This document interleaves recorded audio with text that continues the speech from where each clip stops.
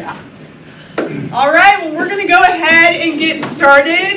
Welcome to our academic session for the School of Engineering and Computer Science. My name is Emily Sandoval. I serve as the Senior Director for undergraduate programs in the School of Engineering and Computer Science, and I'm so glad that you all have joined us today. This is such an exciting time for you all to be joining the Baylor family, so we're really glad that you're here. For our academic session today, we're going to do a couple of things with you all. First, we're going to do some introductions. We'll hear from our Associate Dean. And then parents and students, we're going to divide you up. So this is going to be good. Parents and family members, you're going to stay in this room. Students, you're going to go in another room. And we're going to deliver some different messages to you all to get you excited and ready for this transition to Baylor, but also to the School of Engineering and Computer Science. So I hope you're excited about the next 45 minutes with us. But before we kind of hop in, I'd love for all of our staff in the room to introduce themselves. So we'll just kind of go around. Ida, why don't you start us off? Yeah. Hey guys, my name is Ida James Sheedy. I'm the Senior Director of Advising in the School of Engineering and Computer Science. I also advise students with last names A through C. So if that's you, then you're with me for the next 4 years. Awesome. All right, let's go. John, you're standing. Yes, hey everyone, I'm John Hewitt. I'm the coordinator of advising and special programs, and I advise students' last names R through Z. Grace. Hi, I'm Grace Jester. I am a sophomore electrical and computer engineering major from Cypress, Texas. Hi everybody, I'm Megan Glover. I'm the coordinator for new student recruitment, and I'm also an academic advisor. So if your last name is L through Q, then you will be with me. And my name is Sarah Mosley. I'm the coordinator for advising in curriculum, and I advise students whose last names are D through K. And Raina. Hi everyone, my name is Raina Mendoza. I'm a senior career success professional for the School of Engineering, one of two of us with my assistant director, Tom Brooks, so I'm here to help you guys figure out what you guys want to do after you graduate. Awesome, great. And then we're also joined here by Dr. Michael Thompson, our Associate Dean for Undergraduate Programs, and he's going to welcome us. Yes, thanks. Officially. Sure, welcome to orientation. I have vague memories of going through orientation a long time ago, and I remember it being sort of a, what's this about? I have all these questions. Hopefully we can answer those for you. Okay, I loved my college experience. I'm hoping that the same thing happens with you. In fact, around my junior year, I thought, I love college. How can I never leave college? And so becoming a professor is one of those options for that. So what I want you to do, I know that you have a lot of questions, but I want you to start thinking about getting involved. And I know early on people want to get involved in everything.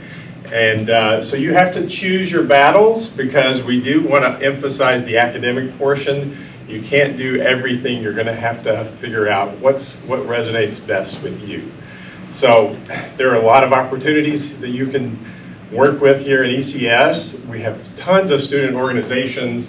And one new thing that we have, because we've ramped up some PhD programs, we have plenty of opportunities to get involved with faculty research. And so if that's something you want to do, keep that in mind and start meeting those professors so you can make that transition.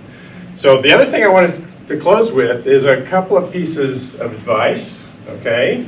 So I remember starting college, and I was a little afraid, I knew it was supposed to be a challenge, and but I thought, I got this. I was very successful in high school.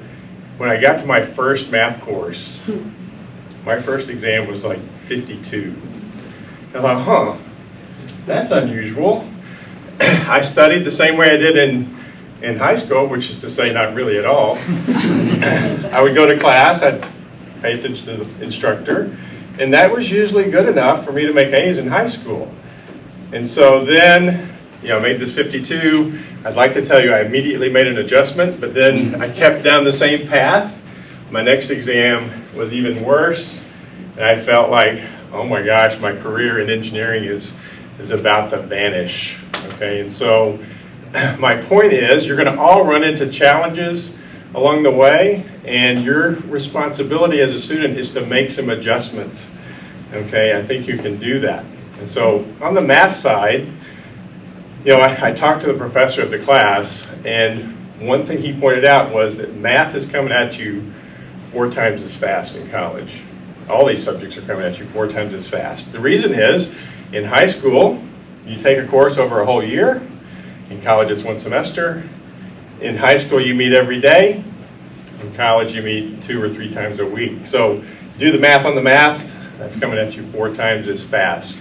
So this professor told me, Thompson, if you're studying math and you're not having a pencil and paper in your hand and working lots of problems, you're not really studying math. Okay, so I made that adjustment, and I did well in math from then on. And so that's one takeaway that I want you to have, is you'll run into some problems, be resilient, make up your mind to be resilient, and figure out the solutions. The last thing I want to close with is we have a Christian commitment here. The faculty are here because they love to teach undergraduate students. We would like to meet you, but sometimes we notice students are reluctant to come to our office. Okay, so I know it can be a little intimidating. I don't think of myself as being intimidating, but when you're first starting out, try to come up with a question that you can go and ask your professor, even if you have to just sort of make one up.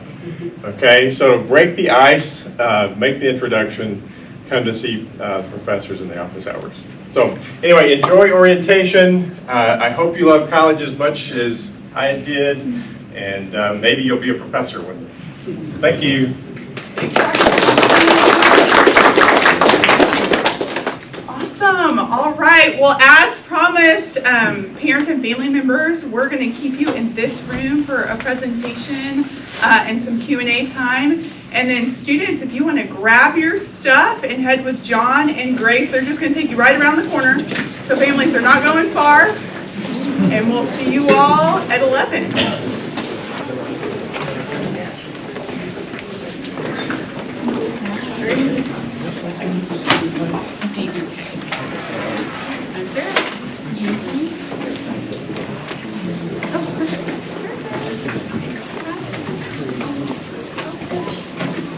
There they go. It's going to be great. The first separation, right? Yes. It's going to be awesome. Fantastic. Well, I'm excited for your students to get an opportunity to start connecting with each other. Community is something that is so important in college to make a great college experience, but also really important in the School of Engineering and Computer Science. Our students cannot get through this degree program without each other, and so it's so important that they're having some time to connect just students over there with John and Grace. So I'm excited for them. Well, before I begin, I saw a lot of your faces this morning when your student was getting that t-shirt, a little bit of jealousy percolating in your eyes. So I wanted to show you something that you get to go home with today. So we know that you're really proud. It's a huge deal that your student's pursuing a degree in engineering or computer science.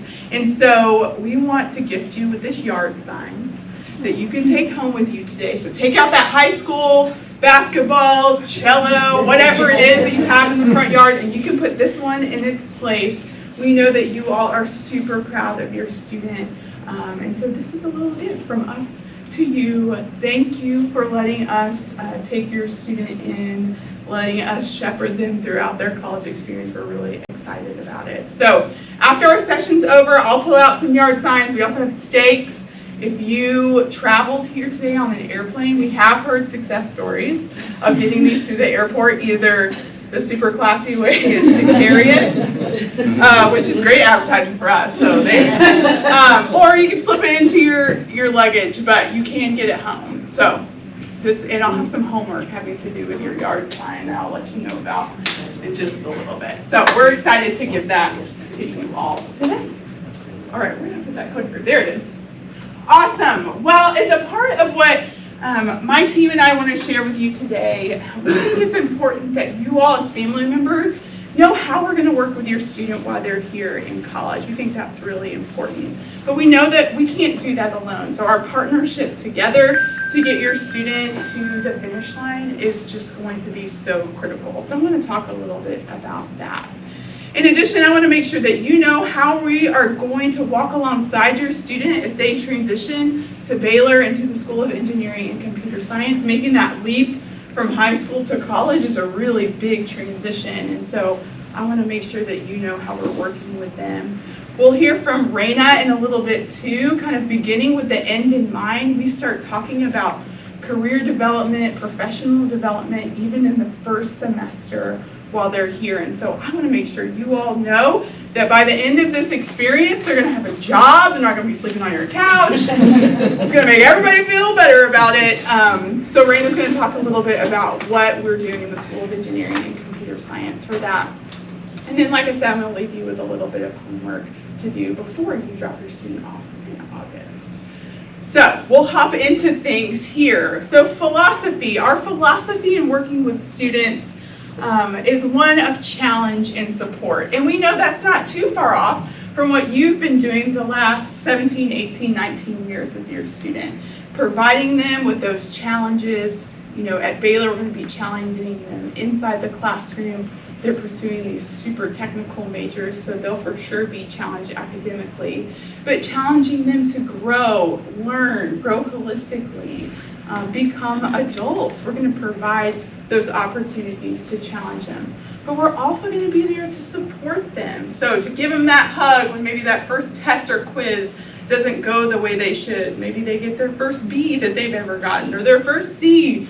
We know we're working with high achievers here, but to be there to provide that supporting environment for them. And we know that this across the board looks a little bit different. Sometimes it could be 70% challenge, 30% support, but it could also look the other way around. But know that all the faculty and staff here at Baylor are going to be providing those opportunities to work with your student to really encourage them to grow and learn. We also know you're not, this is what you're doing from afar on the phone, via text message, encouraging them, supporting them, but also challenging them to get outside that comfort zone when there may be a challenge that they face. So we're kind of doing this together, hand in hand.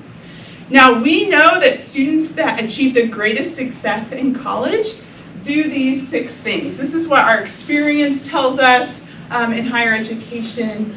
This is what the research tells us. And really all these bullet points up here kind of lead to students taking ownership of their experience, knowing how to navigate the university, knowing how to reach out and ask for help, accepting responsibility for their decisions, all those types of things. So really this is our goal, to get students to this place. But we know some of your students maybe have come in and they have taken ownership over their whole college recruitment process. And you're like, hey brother, fill me in and let me know where you're going to school and when I need to show up for orientation. But some of you may have children that you've had to be like, fill out the college application. Did you fill out the college application? Did you check your email? You've had to like really walk very closely alongside them. So we understand that students are coming in at varying points kind of in this goal process that we want for them. And so we're here to meet students where they're at when they come in. But no, it is our hope and our challenge to get them feeling and taking this ownership while they're here in college. And that's a big part of the in and outside of classroom experience they're going to get with us in the School of Engineering and Computer Science. We know that we cannot do this alone, so your partnership with us is so important. We are going to be locked arm in arm to get your student to graduation because we know that our goals they're all kind of the same. We want to foster independence in your student as they grow into young adults. So that's really, really important, because what we don't want to happen is the first day of their big new job at Google or SpaceX or wherever they're working, and they call you up and they're like, hey Dad, super busy on my first job. Can you call HR and figure out my benefits for me? And you're like, are you serious? Did you learn anything in the last 4 years? So we don't want that to happen. So we are going to work together to get them to this point where they're taking that ownership, and that's both academically and outside the classroom. But in this transition, as we kind of work together, we want to make sure that you know that there are going to be a few things that kind of transition as your student becomes an official Baylor student. And one of those big first things has to do with communication. So all throughout the recruitment process, you all as a family member have probably been copied on emails, maybe you've talked to people at the university, you've been super included in this process. But as your student becomes it's more official. Some of them have gone through advising and registration where they've met with a member of our team to get that fall schedule. That's when communication really starts to shift between the university and the student. So all that you can do to encourage your student to check their Baylor email, make sure it's on their phone. If something comes in, like maybe it's an email from their academic advisor, or something from Campus Living and Learning about their housing assignment. Who knows what it is? But visiting them with about it, having them take the initiative to respond to that email or make that phone call themselves. Because that coaching that you give this summer to respond, it's going to help them to develop that capacity for problem solving, which is going to be so helpful when they get here in August and have to do that on their own, negotiating with their faculty member, maybe about a question on an exam or an assignment. That's really going to help them develop that process for problem solving. So all that you can do there is super, super important. So communication is key. Now, another big thing that's different as your student makes that leap from high school to college is this federal law called FERPA. So FERPA stands for the Family Educational Rights and Privacy Act.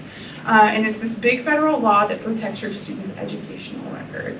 So what that means for you, this is a big transition for you all as families, but also for students. We know that you've had an all-access pass to their grades. You can call their teachers in high school, all these kinds of things. You've had access to all that information, K through 12. Then they get to college and boom, here comes FERPA, and you're like, what do you mean I can't call their professor or call the advising office and see if they've been to class? You know what? I can't know that information anymore. No, we can't share that information with you anymore because of FERPA, but this is where it's going to be really important, and this is part of your homework to do, is to figure out how are you going to talk about grades, what are your expectations with grades, how are you going to talk to their student while they're here, knowing that the university, the institution, can't share that information with you because of this federal law. And that feels really, really different. But I want you to know, I feel like FERPA sometimes feels a little rude. You're like, okay, college, this isn't fair. I've raised these people to 18 years, and now you're telling me you can't tell me what grade they're making in class. Like, do you know who's paying for this? That's not fair. And I want you to know that FERPA is just a one-way block. We can't tell you if they're going to class. We can't tell you what set of classes they're taking this semester. But if you're concerned about something or you have a question, we want to hear from you. So up here on the screen, this is our main line to undergraduate programs. Everyone that you met this morning, that's where we all work. Please call us and ask your questions, or if you're concerned or you're coaching your student from home on some kind of issue and you're like, I literally have run out of things to tell them. Like, I don't know what to say anymore. Please call us and let us know, because a lot of times you're armed with information that they may not be sharing with us that can really help us serve them and walk alongside them better. So I hope you hear the heart in that. We want to lock arms with you, as I said, to help your student along this process. And so it's really helpful to hear from you when you're concerned. I've talked to parents, I've worked with parents in my experience in higher education. It's almost been 15 years I've worked in higher ed, which is crazy for me to think about. But I've had students or parents who will call me and just be like, okay, Johnny will kill me if he hears that I called you, but here's what I'm worried about. And I'm like, okay, great. You know what? Let me reach out to Johnny. I can't circle back with you because of FERPA, but let me reach out to him. It's super normal for me to do that. We'll go grab coffee, but you've armed me with information so I know what kind of questions to ask to try to draw that information out. and to help point Johnny to whatever resources that he needs. So I hope that's helpful for you all to hear that we really do want to work with you. Now with FERPA, there are a couple of waivers for FERPA, so your student can waive some of these rights to a designated party, perhaps one of you all in the room. And so part of your homework will be to sit down with them and look at the Bear Web system. That's the system where a lot of their information is held in the college experience, where you can waive certain parts of FERPA, or your student can waive them to you. So there's like a financial waiver, there's different types in there. I will tell you just internally with our academic advisors, they don't have an electronic waiver, they do a paper waiver if they ever need to bring a parent or a family member in a conversation. I'll tell you too, it's super rare that that ever happens. There could be a mental health issue that's going on, or something where the advisor and the student are like, yeah, it's really important that maybe we bring your family into this conversation, and your student could sign that 24-hour release to bring them into the conversation. But Ida, how often does that happen, really? Maybe once or twice a year, max. Again, if it's anything related to their health or safety, we will always loop you in. But in almost every other situation, we want the student to sort of take the lead. So I hope that helps you kind of understand that, but this is a good bullet point for that conversation with your student, just kind of walking into this. It's like, okay, all right, we can't call up Baylor and see how you're doing in class, so how are we going to talk about grades and what are our expectations in that regard?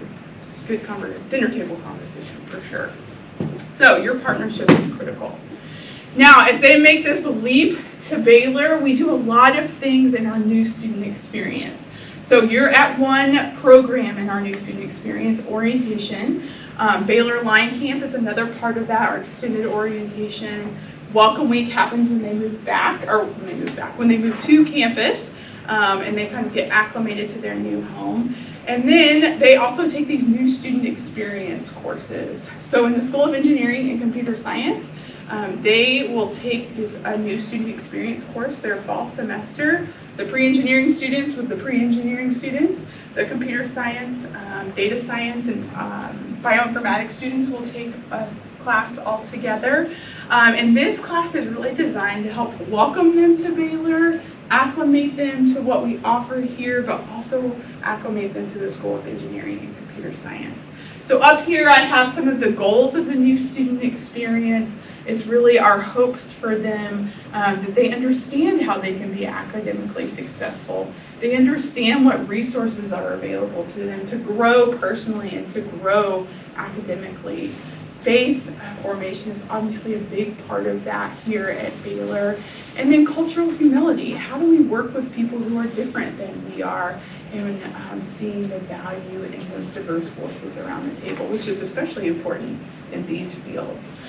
So that is an important kind of a leap in the new student experience. So one of the things that we bring up in that course that your student either has registered for or will register for the fall has to do with professional development. So Raina, if you want to come on up and talk a little bit about the Career Center, we think it's important for you all to know how we're going to be working with your student. Absolutely, thank you. Well, good morning, everybody. Like I said, my name's Raina. I am one of two people who works in the Career Center for specifically engineering students. If you want more information about the overall broad of the Career Center, everything in there, this is just a quick preview. We have another session today at 2:30 in Foster 143, 144. But I am one of two. It's myself and Tom Brooks. We are here to work with your students, as Emily said, in 4 years to get them off your guys' payroll and onto their own by the time that they graduate. So we get involved right away in the beginning with your student through the new student experiences courses. We teach a professional development course to where we walk students through how to write a resume, getting ready for interviewing, making their presence known on LinkedIn, where to search for jobs, internship, or even get ready for graduate school. So whatever that next step may look like for your student when they leave here at Baylor, we have some resources for that. Through that, some of the things that we also offer is career discovery and assessment, so maybe figuring out what sector they want to go into, what industry they want to go into for engineering. We do resume writing, grad school prep, as well as we run a couple of career fairs and information sessions. So we work closely with a lot of our employers, which I'll show you at the end of this presentation, some of our top employers for your engineering students. We're also involved in the end process of that. So looking at those internship and job offers by the time that they graduate. I have some experience myself in HR, so I kind of know what to look for in a job offer, making sure that they are set there, and also give them the confidence if they need to negotiate for a better salary so they know exactly what they're worth when they're looking for an employer. Along with that, we also are involved, like I said, from the beginning. So we're involved in those new student experience classes. Their freshman year, sophomore year, we start to take a more individualized approach as they're starting to look for internships. So career management and workshops, we also get involved in the classroom too. We have great relationships with the engineering faculty and staff. So wherever your students are, they'll know who we are by name and by face, I promise. As we get into junior year, we do more tailored management workshops, so getting them ready to apply for those internships, interviewing for those, really making sure, and I want to emphasize with you guys that we take each student individually. We listen to what their wants are, what their needs are, where they want to go, what kind of graduate school program, and we go out and search for that. We want to make sure that we're providing those opportunities that is best for your students and that they're happy with where they're going in the end. By the time they get to senior year, we take even a more individualized approach to make sure that, like I said, that they are getting to where they want to go, including a senior survey, which I will show you. Each semester, we give a survey out to our students to figure out what their next steps are. So if they're seeking for a job or graduate school, we know. So that way we can contact them individually, start breaking down what they want to do after they graduate. We also get updates full circle of where they're going after they graduate, so whether it's a job or graduate school. All that information is on our career website. It's throughout the entirety of the university, and you can do it by state, by industry, by location, by graduate school. And we've been tracking that since 2019, so you can see exactly for your student broken down by major where they're going, some of those top employers. Right now, we're in the midst of our spring 2022 student survey, so all these numbers are at graduation for the School of Engineering. A couple things that we track is a knowledge rate, so how many of those seniors have responded. So right now we're at 100%, which is awesome, so we know what 100% of those engineering students are looking to do. Our success rate is 79%, so that includes graduate school, part-time jobs, internships, as well as full-time job offers. So of those, about an 80% success rate right now, just outside of going into graduation. We track all the way through 6 months out of school, and majority of the time, we're sitting about an 85-90% success rate by 6 months. Right now, our average salary is sitting at about $76,000, $77,000 as a starting salary, and about a $5,500 average signing bonus. Now, this is just the average. There's some that are above and below. Every time that we talk to an employer, we make sure that they're within the salary range and they're getting paid with what they're worth. We don't want your student who gets in a computer science or electrical engineering degree to be making $45,000 when they should be making upwards. A lot of our students make anywhere between $70,000 and $90,000. Coming out of school. So we want to make sure that they're getting exactly what they're worth out of school, and all this information is public. So for placement and success, this is where some of our students are going right now for jobs and for graduate school afterwards. Some of our top employers are SpaceX, ExxonMobil. I found out a fun fact last week. In the last 6 years, ExxonMobil has hired 51 engineering students. Over those 51, 49 are still there. So a lot of them stay, and they're great. We have great partners down in Houston. Dell's another great one, Mustang, L3 Harris. We're getting involved with Tesla as well as of recently this year. And then for graduate school, Purdue, a lot of them stay at Baylor, Texas A&M, and Vanderbilt. So anywhere your student maybe want to work, big or small, depending on the industry, we're there for you guys, and we'll make sure that your students are set. So like I said, if you have more information, we have a session later today, or you can go on our website and go ahead and send our students to us. I look forward to working with them. Thank you. Thanks, Marina. So you can see a lot, we offer a lot in the way of career placement and success. You know, in the fields that your students want to pursue, internships are going to be critical to get them those jobs after graduation. So as you kind of saw in Raina's first slide, we have this 4-year plan where they're working with them in a timely way so that they know, make sure they have that technical resume set up and ready to go, that they know how to find those jobs and internships. We really want to teach them how to do these things well to find that first job after college, so that they, average time that someone stays in the first job is around 3-4 years. They're really armed and equipped how to find that second job, third job. So we're really proud of the work of our Career Center. They reside within our academic space, so they're really easy to get to know, and that's part of the family that's going to be supporting your student while they're here, which is really exciting. So rest assured, they're going to have a job at the end of this. Well, just to kind of wrap up before we answer some questions, I want to talk a little bit about that summer conversation. As our team and I, we've talked about families and students who've been successful really have a conversation around the dinner table, or they go out for ice cream, whatever that looks like for your family, and have a discussion about expectations to really set your student up well, but also to make sure that you're set up well for when they make this leap to college. And these conversations about expectations you can hit a variety of topics, but we found that these 4 kind of topics to hit on are probably the most important. And first, and no surprise, the first one's up there is grades. How are we going to talk about grades now? What are your expectations as far as grades are? What do you want them shooting for? How do you want to be communicated if something's like really not going well? What is that going to look like, since the communication flow will need to come through your student? So that's going to be really important to discuss. Another one is finances. So who's paying that Baylor bill? Do you expect your student to work while they're here? If they need to pay for something, where's that money coming from? So having a discussion about that.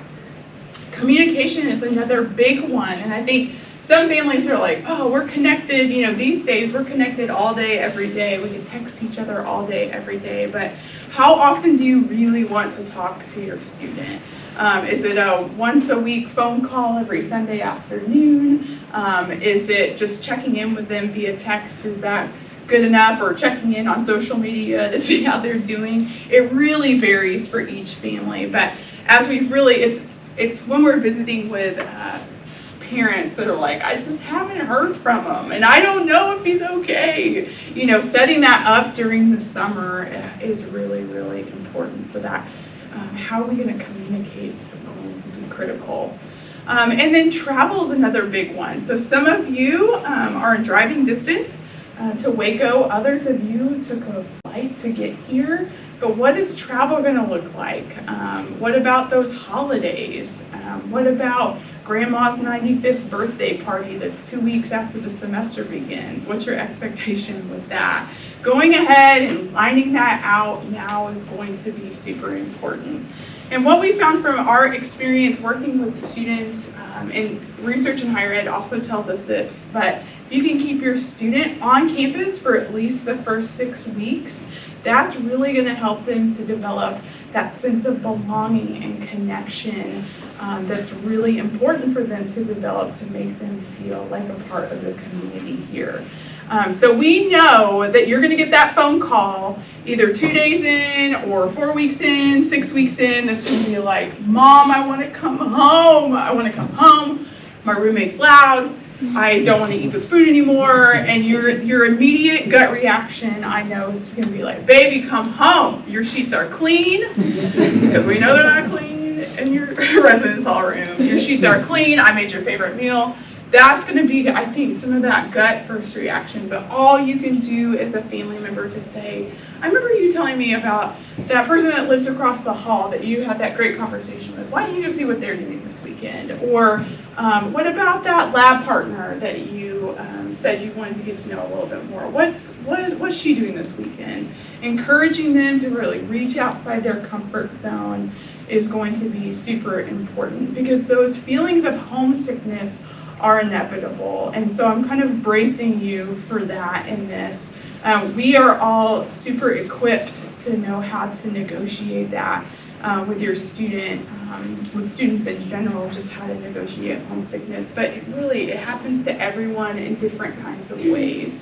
So know that the community around them, the students that are student leaders that live in their residence hall, know how to have those conversations. But I want you to be ready for that because we want them to feel connected and included here. And so ensuring that they stay on campus is going to be really important. And I think as families, you have that you have the same thing. You have kid sickness is what I like to call it. The dynamic in your home is changing. This transition is also happening for you all, and it's going to feel different when your student's not there anymore. And so ensuring that you have a good community of support at home when you're like, feels weird, we don't have this energy in our home anymore. Let me reach out to this neighbor or this friend or this person that sat across the thing from me at orientation because I'm having a hard time right now. It's all super normal, and so developing that community for you all is really, really important. So want to make sure that you all are braced and ready for these things. And then last but not least, if you do the social media things, we do too. So feel free to follow us on Facebook, Twitter, or Instagram. If anything, it will be great conversation starters for that weekly phone call you might have with your student, because I know how those go sometimes. You're like, how you doing? What'd you do this week? Oh, nothing much. And you're like, I know you did something. What about, and you're like scrolling on your phone, what about this research presentation? I don't know. It just gives you some conversation starters.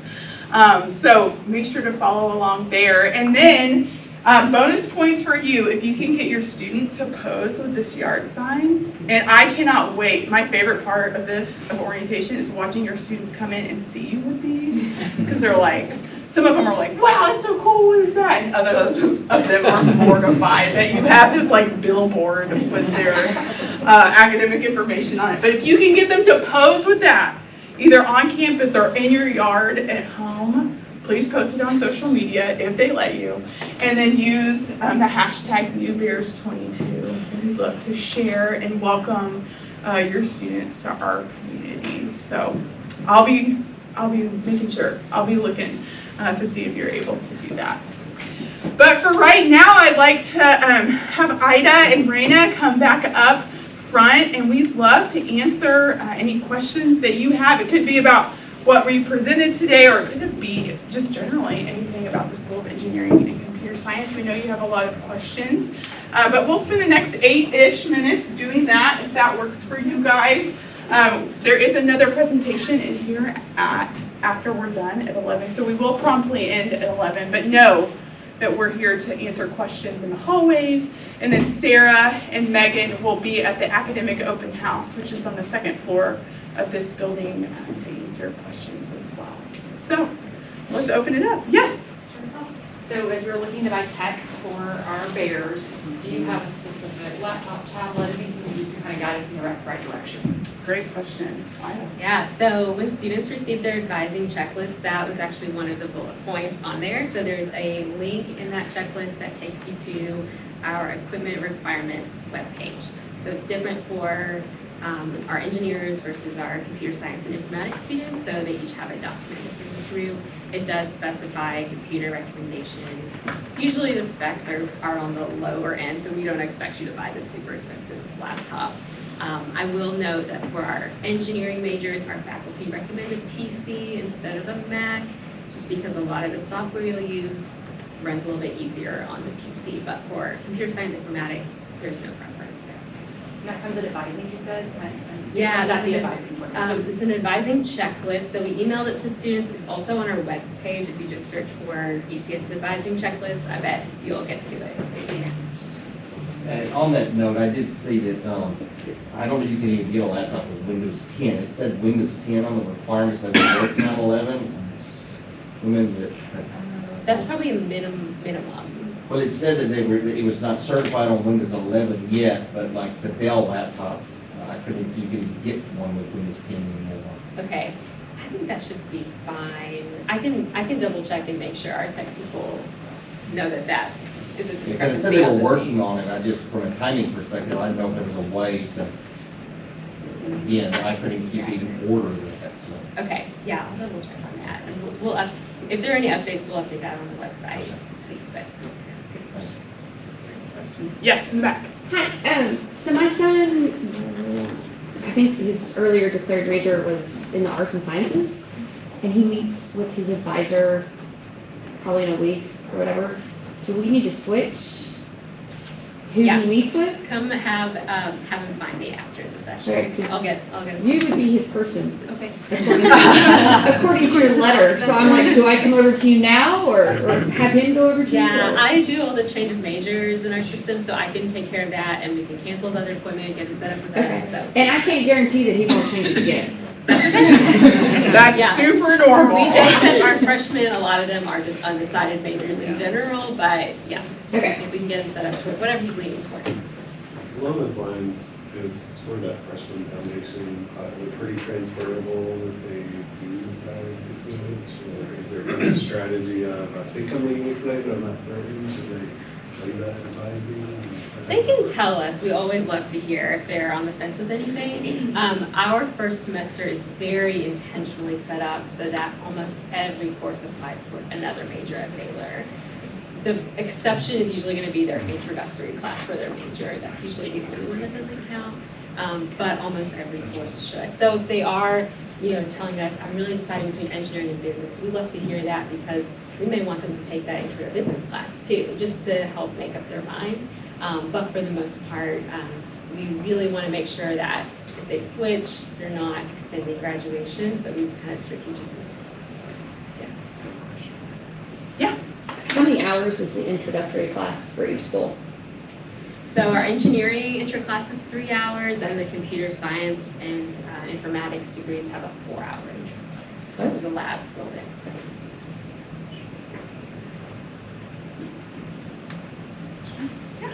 So internships, the students,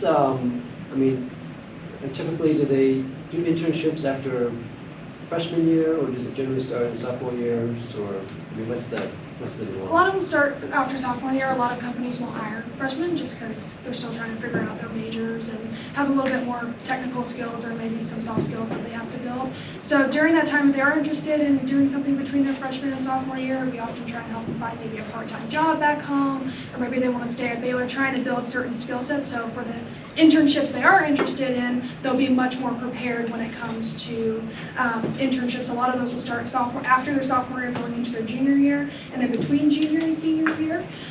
We're always open to talking about different internships, even with freshmen. Twice a year, once a semester, we have a career fair where we invite about somewhere between 100 and 150 different employers. A lot of great people from a lot of different industries, so we encourage actually freshmen to go, just to kind of start getting an idea of maybe talking to some employers, even though they aren't planning on getting hired yet, just to kind of start seeing what's out there and start exploring different paths. So we help them even with freshman year, kind of more of like career discovery between those 2 years, and then going more towards the internships into their sophomore year. I will add, it's not impossible though. We've Yeah. had several who have found it. I think you're totally right though. They have to work a lot harder. There's maybe some skills lacking, but we have had some secure. It's not impossible, just a lot of times we focus it more during sophomore year. I'm switching over, so I'm actually just starting with engineering this year. I was actually with liberal arts, so it's a little bit of a different story when it comes to them. So, but definitely not impossible to get one after their freshman year. We just more majority focus that going into the second and third year at Baylor. So are those only in the summer? Yeah. We do all over, so there's a lot of companies who will do fall internships as well. If your student has maybe a lighter load, or maybe they're taking more of the general classes rather than lab-specific courses, we encourage sometimes to do the fall semester, but some of them majority of them run through the summer. So a lot of them will start about 1 or 2 weeks after they get out for the summer and go about 1 to 2 weeks before they start back in school again. But we work with students throughout the entire year, so if they're looking for a summer internship, we normally start working with them or have them start encouraging them to come see us either right before the end of the fall semester or right when the spring semester starts, because a lot of those applications open and close within about 2-3 months after school starts. Are there any study abroad trips that you think Yeah, so we really love when students want to study abroad because companies also love that international experience. So we have a few different partnerships with schools around the world. One of our strongest ones is with University College Dublin in Ireland. So we pre-approved a lot of classes to transfer over so they can pretty seamlessly go and take almost everything they would normally take here. So our big message to students who are interested in study abroad is talk to us early, so maybe even that fall freshman year advising appointment. Let's chat about where you want to go, when you want to go, because we may need to be strategic with some of your advising recommendations and maybe save courses for that semester abroad. Or take something earlier than we maybe would have normally, but we don't want it to extend graduation, so that's why we like to plan really early. Yeah. Traditionally, being in the School of Engineering, is it a 4-year, or most kids go in 4.5 because it's so rigorous? All of our plans are set up on a 4-year plan. Every once in a while we have students say, like, I'm not taking 15 hours this semester, I'm just going to do 12. You know, mom and dad said I can take my time and graduate when I want. That's a little more rare. Usually people are, I need to get out in 4 years, my scholarship lasts 4 years. And so that's always our goal when we're advising unless they tell us something. Great. Well, I'm going to pause us here. We're at 11 o'clock. But thank you so much for being here. You know, showing up and being present is so important. And know that we are so excited to welcome your student to our family. And we're glad that you're here as well. So do not forget your yard sign. I'm going to pull them out with the stakes for you to grab on your way out the door. We'll linger in the hallways. And again, Megan and Sarah will be upstairs at the academic open house. They have all of our flow charts. If you have degree questions, they've already left to go up there. Please visit them. But thank you all for being here. Have a great rest of the day.